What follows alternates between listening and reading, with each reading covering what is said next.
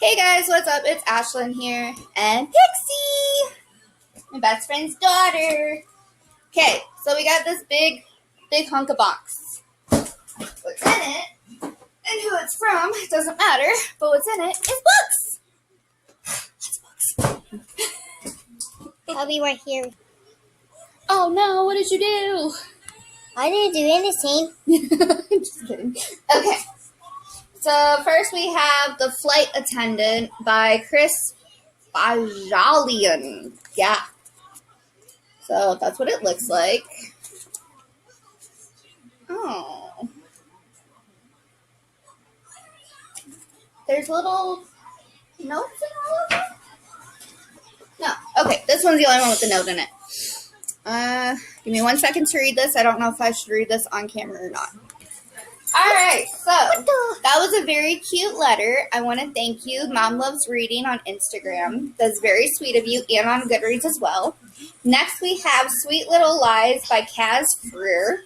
And this looks really, really good. And I'll probably end up reading the synopsises in a second for you guys.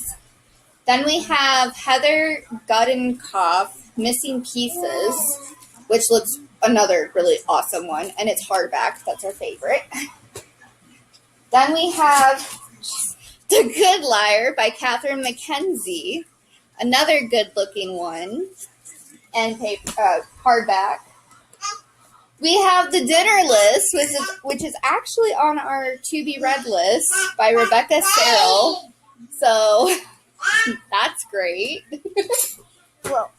Oh my goodness. We have Emma in the Night by Wendy Walker, which looks really interesting and looks great. We have Vox by Christina Dalcher, and I don't know anything about this, but everybody read it and said it was really, really good. So I look forward to reading this one. We have The Couple Next Door by Shari Lapena. I don't know how you pronounce it, but this is what it looks like, and I am uber excited for this. This is another one on my to-be-read list. And finally, we have The Widow by Fiona Barton, and I have no idea what this one's about. I've never heard of it, so I really, really can't wait to do these. Where are you sending us? But that all came in this box. I didn't know you could send, 2, 4, 6, 8, 9 books in one box? And it only costs $8 to ship. So that's pretty awesome.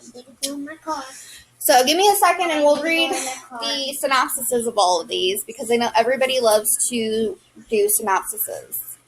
And if you made it to this point, go ahead and comment, like, and subscribe to my channel, because we're at 1,011 subscribers, I believe, and we want to get that number raised to at least 1,500, and then I will do a giveaway, because I have plenty of books on my shelf that I need to get rid of. So if you're interested in the giveaway, that's one thing I want to do when we hit 1,500 subscribers. So give me a few minutes, and I will be right back. Okay, so we're going to start with The Widow by Fiona Barton. A lot of these blurbs on the back say extraordinary, dark, twisty, compelling, enthralling, stunning, and heart-stopping, and secrets. Those are all the words that are literally like super big back here. But it says, following the twists and turns of an unimaginable crime, The Widow is an electrifying debut thriller that will take you into the dark spaces that exist between a husband and a wife. When the police started asking questions, Jean Taylor turned into a different woman, one who enabled her and her husband to carry on when more bad things began to happen. But that woman's husband died last week, and Jean doesn't have to be her anymore. There's a lot Jean hasn't said over the years about the crime her husband was suspected of committing. She was too busy being the perfect wife, standing by her man while living with the accusing glares and the anonymous harassment. Now there's no reason to stay quiet. There are people who want to hear her story. They want to know what it was like living with that man. She can tell them that there were secrets. There always are in a marriage. The truth, that's all anyone wants. But the one lesson Jane has learned in the last few years is that she can make people believe anything. And it just looks really, really good. And this is from copyright February 2016. So that's probably why I haven't heard anything about it, because I haven't been on in a while. I just started getting into BookTube. Okay. Next we have The Couple Next Door by Shari Lapena. It says, beautifully rendered and unrelenting by Sue Grafton. It was blurbed by Lee Child, Lisa Gardner, and that's all the ones I know. This one says, how well do you know the couple next door, or your husband, or even yourself? People are capable of almost anything. A twisty roller coaster ride of lies, betrayal, and the secrets between husbands and wives. How far would you go if pushed past your limit? So I'm just going to leave it at that, because this looks really compelling, and this has been on my list for a minute. And this is literally copyright 2016 as well. And I just found out about this not too long ago, and I'm ready for it. Next, we have Vox by Christina Dalcher, and I have absolutely no idea what this is in regards to. So, another Lee Child one, though.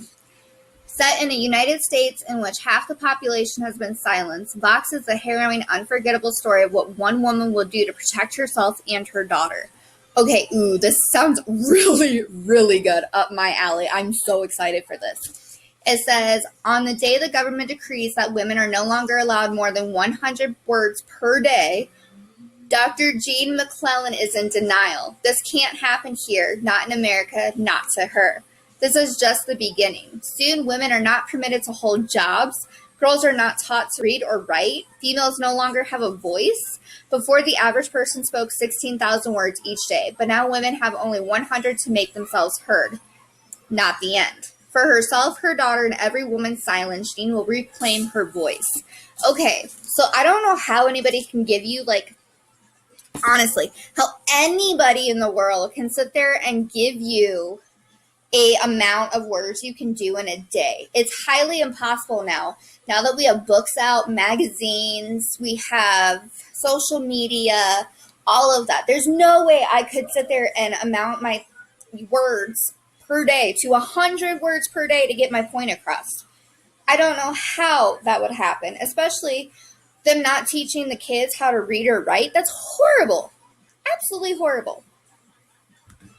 All right, so I usually don't go for books that have people on the cover, but this Emma in the Night looks super intriguing. Let's see, Reese Witherspoon, a dark and twisting psychological thriller that had me guessing until the very end. The author of Pretty Girls, Karen Slaughter, deeply intriguing and provocative, All Is Not Forgotten is not to be missed. Mary Kubica, author of The Good Girl, fascinating at times shocking, All Is Not Forgotten is one book you won't easily forget, not to be missed. And then there is this, and it says, one night, 15-year-old Cass and her 17-year-old sister Emma disappear. The family car is found deserted at a nearby beach, but the authorities are baffled by what could have become of them. 3 years later, with just the clothes on her back and no evidence or credibility to back up her claims of what happened, Cass returns home without her sister. Her tale is one of a kidnapping and isolation and the mysterious island where the two were held. But Cass's story has holes, and so forensic psychologist Dr. Abby Winter, something about it just doesn't add up. As an expert in narcissistic personality disorder, Dr. Winter looks deeply into Cass's family to uncover the truth. She looks at the mother, a woman so beautiful on the surface and so damaged and damaging beneath. She looks at the stepfather and the stepbrother, each so uniquely troubled and dangerous, and she looks at Cass herself, What she finds will shock those searching for Emma and reveal a twisted story of a deeply dysfunctional family and the lengths to which Cass has gone to bring about redemption. Whoa, boy. Okay. This one might have just hit the top of my list because this sounds absolutely relatable. I come from, as everybody would say, a dysfunctional family. So I'm very curious to see how dysfunctional Emma's family happens to be. And I want to know what happened that night. So I'm super stoked for this. Okay. Next, we have The Dinner List by Rebecca Serle. Okay, I don't know any of those people. We've been waiting for an hour. That's what Audrey says. She states it with a little bit of an edge, her words just bordering on cursive. That's the thing I think first. Not. Audrey Hepburn is at my birthday dinner, but Audrey Hepburn is annoyed. At one point or another, we've all been asked to name 5 people living or dead with whom we'd like to have dinner. Why do we choose the people we do? And what if that dinner was to actually happen? These are the questions Sabrina Nielsen contends with in Rebecca Serle's utterly captivating novel, The Dinner List, a story imbued with the same delightful magical realism as One Day, which I read, and the life-changing romance of Me Before You, which I have not read yet. When Sabrina arrives at her 13th birthday dinner, she finds at the table not just her best friend, but also 3 significant people from her past and, well, Audrey Hepburn. As the appetizers are served, wine poured, and dinner table conversation begins, it becomes clear that there's a reason these 6 people have been gathered together. Delicious but never indulgent, sweet with just the right amount of bitter, The Dinner List is a romance for our times. Oh boy, I'm ready for this. And this is 2018, copyright, so yes. And then Emma in the Night was actually, forgot to say, 2017. So we're getting higher up there. And we got 4 left. Next we have The Good Liar by Catherine McKenzie. Let's see. I've never read any of these books that are blurred, so we'll just go based off this. The lives and secrets of 3 women are inextricably linked following a deadly explosion. Can you hide a secret with the whole world watching? When an explosion rips apart a Chicago building, the lives of 3 women are forever altered. A year later, Cecily is in mourning. She was supposed to be in the building that day. Instead, she stood on the street and witnessed it going down, with her husband and best friend inside. Kate, now living thousands of miles away, fled the disaster and is hoping that her past won't catch up with her. And Franny, a young woman in search of her birth mother, watched the horror unfold on the morning news, knowing that the woman she was so desperate to reconnect with was in the building.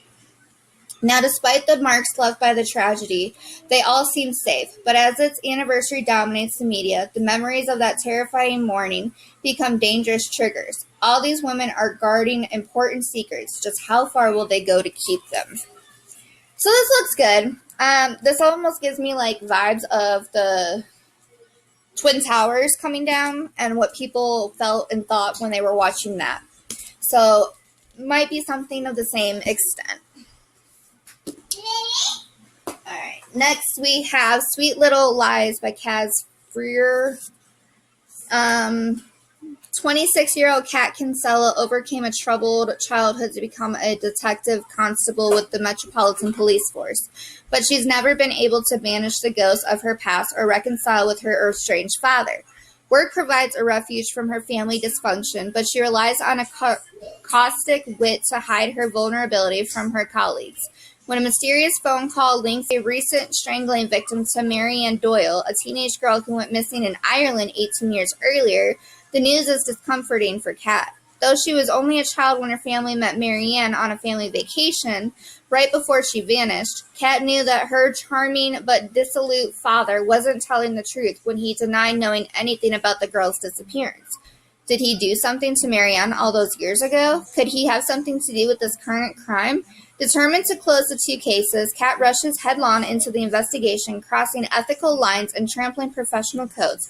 But the deeper she digs, the darker the secrets she may uncover. So that sounds interesting. I will be honest. Not really sure that my psyche can actually take it if it deals with a father doing something to a small child back in the day. Whether it's past or not, it's still very difficult. Next, we're going to talk about The Flight Attendant by Chris. I can't pronounce that name. Anyway, Cassandra Bowden is no stranger to hungover mornings. A consummate party girl, her job as a flight attendant makes it easy to find adventure with no strings attached, and the occasional blackout means she doesn't always have to remember the mistakes she's made.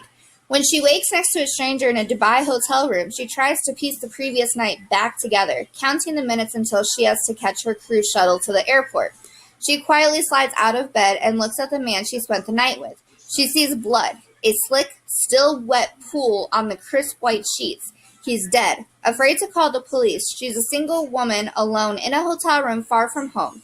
Cassie begins to lie. She lies as she joins the other flight attendants and pilots in the van. She lies on the way to Paris as she works the first-class cabin. She lies to the FBI agents in New York who met her at the gate. Soon it's too late to come clean or face the truth about what really happened back in Dubai. Could she have killed him? If not, who did? Set amid the captivating world of life at 35,000 feet, The Flight Attendant unfurls a spellbinding story of memory, addiction, intrigue, and murder.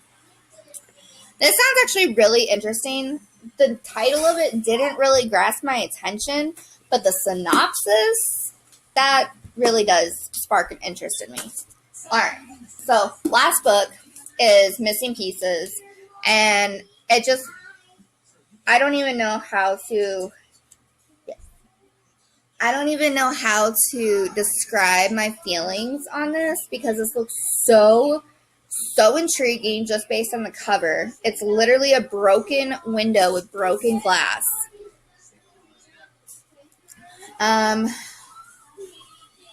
Publishers Weekly, Red Magazine, Fresh Fiction, and Book List are the only ones I really know. Mary Kubica, an action-packed thriller, Gudenkauf's best book yet.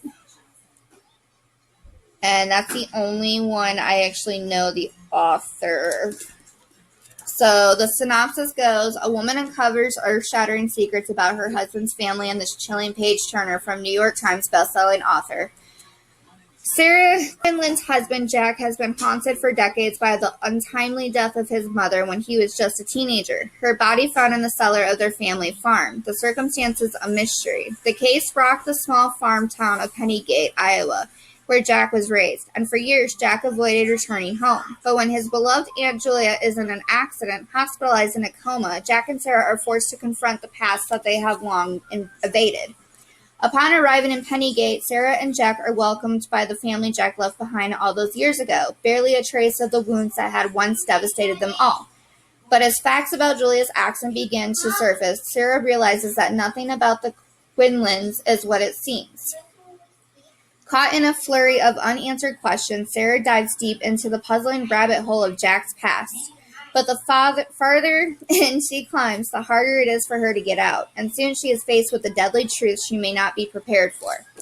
So this sounds interesting. It doesn't necessarily seem up my alley, but I think this year for 2020, I'm going to get out of my comfort zone with books and not just judge them based on title or cover itself, but on the actual synopsis. So with that being said, that means that's going to be a lot more time in libraries because that's going to be a lot of synopsis reading. But those are all 9 of the books and their synopsises. And I forgot to tell you guys, sorry, I'm not good at this. This book is copyright 2016 and Flight Attendant is copyright 2018. So none of these are 2020, which is perfectly fine by me because I wasn't expecting to get any arcs or anything like that.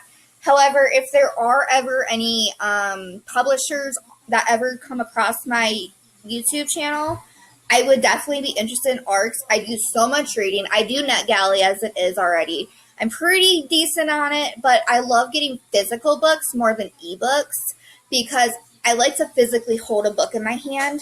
because then it makes me have a better connection with the characters and the storyline itself. Whereas an ebook, you can not hold it and feel the, the binding and the spine and all of that. But with that being said, I think the book I'm most interested in would be Emma in the Night.